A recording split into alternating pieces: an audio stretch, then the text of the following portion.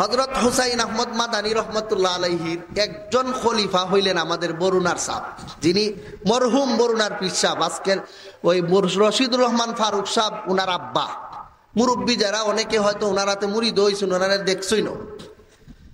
বরুণার সাবরে আমরা যত বড় অলি মনে করি, যত বড় বুজুর্গ মনে করি, উনি নিজে কিন্তু কিছুই হতে পারেন নাই। উনার পুরাটাই হযরত হুসাইন আহমদ মাদানী রহমতুল্লাহ আলাইহির সুয়া। হযরত বরুণার সাহেব এত বড় অলি হয়েছেন নিজে নিজে না, মদনী সাহেবের খেদমত করিয়া, মদনী রহমতুল্লাহ আলাইহির খেদমতের বদৌলতে এত বড় হয়েছে। আপনারা বাগার সাহেব নামক একজন বড় বুজুর্গর নাম শুনছেন? আমি শুনছি এই তফসিরের মধ্যে হযরত শায়েখে বাগা আসতেন। শায়েখে বাগা ছোট মোটো বুজুর্গ ছিলেন না, অনেক বহুত বড় আল্লাহর ওলি ছিলেন। কত বড় ওলি ছিলেন শায়েখে বাগা, যারা দেখছে এরার কাছ থেকে আমি অনেক কথা শুনছি। শায়েখে বাগা ছিলেন কাশফওয়ালা বুজুর্গ, দরজা খোলা সব কইয়া লাইত। এক বেচারা আইছে, ওনার ছেলে আড়াই লিছে ফায়না কুজ্জা শায়েখে বাগার কাছে। আয় হুজুর আমার ফুলাটারে ফাইনা, তোমার ফুলা পাও না, আমি কি করতাম? হুজুর আপনি যদি একটু সাহায্য করেন, আমি কিচ্ছু করতে পারতাম না।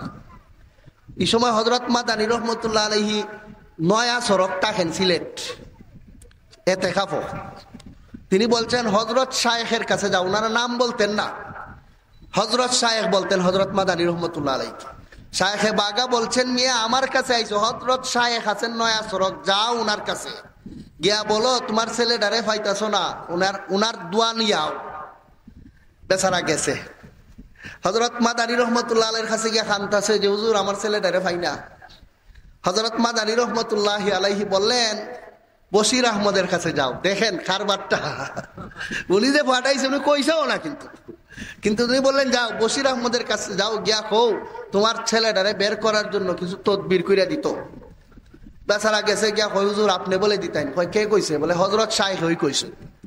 এখন তো আর শায়েখে বাগার ছুট আর কোনো ফত নাই, শেখের নির্দেশ। হযরত শায়েখে বাগা রহমতুল্লাহ আলাইহি বলেন আচ্ছা ঠিক আছে, ওযু করে আই। ওযু করে আইসা হযরত শায়েখে বাগা মুরাকাবাত বসলেন। বই এখন যা গিয়া দেখ তোর ফুলা বাড়িতে আইছে। সুবহানাল্লাহ কইন না, বুঝা যায় নিয়মিত ঘটে এটা। তারপরে বেচারা গেছে বাড়ির, গিয়া দেখে বাড়ির সামনে ছেলেটা কান্তাছে। কিতারে ফুট কই আসলাই তুমি? কয়ে তো কই তো দিন ধরে তোমার ভাই নাই আইছে। ছেলেটা কয় আসলে ছেলেটারে জিনে এনে একটা দ্বীপের মধ্যে ফালাই দিছে।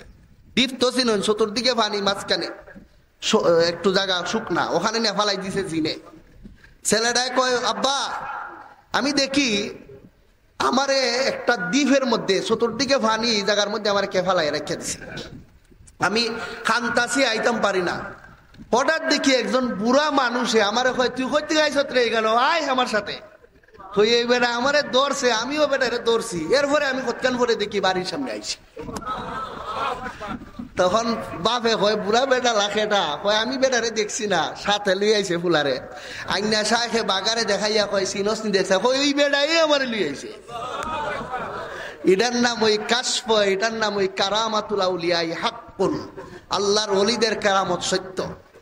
ওই শায়েখে বাগা যে এত বড় ওলি বুজুর্গ ছিলেন, এমনি এমনি হননি। উনি হযরত হুসাইন আহমদ মাদানীর একজন মুরিদ ছিলেন, একজন খলিফা ছিলেন।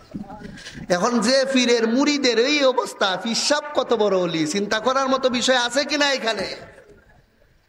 মুহতারাম হাজিরিন, আপনারা শুনেন নাম শায়েখে রেঙ্গা নামক একজন বুজুর্গের নাম। শায়েখে রেঙ্গা তো শায়েখে রেঙ্গা এমনি হন নাই, শায়েখে রেঙ্গা ও হযরত হুসাইন আহমদ মাদানী রহমতুল্লাহ আলাইহির একজন মুরিদ, একজন খলিফা মাত্র। আপনারা নাম শুনেন শায়েখে গুনই, গুনইর শেখ সাহেব। শায়েখে গুনই সাধারণ বুজুর্গ না, অনেক বড় কামিল বুজুর্গ ছিলেন। বানিয়াসঙ্গের মানুষ আজও পর্যন্ত সাক্ষী দেয়, বানিয়াসঙ্গ যখন মেঘ বৃষ্টি হয় না, শায়েখে গুনুয়ে দোয়া করলে আসমান থেকে সাথে সাথে বৃষ্টি হয়ে যেত। এত বড় বুজুর্গ ছিলেন, এমনি এমনি হননি। ওই শায়েখে গুনুইও হযরত হুসাইন আহমদ মাদানী রহমতুল্লাহ আলাইহির একজন মুরিদ, একজন খলিফা মাত্র।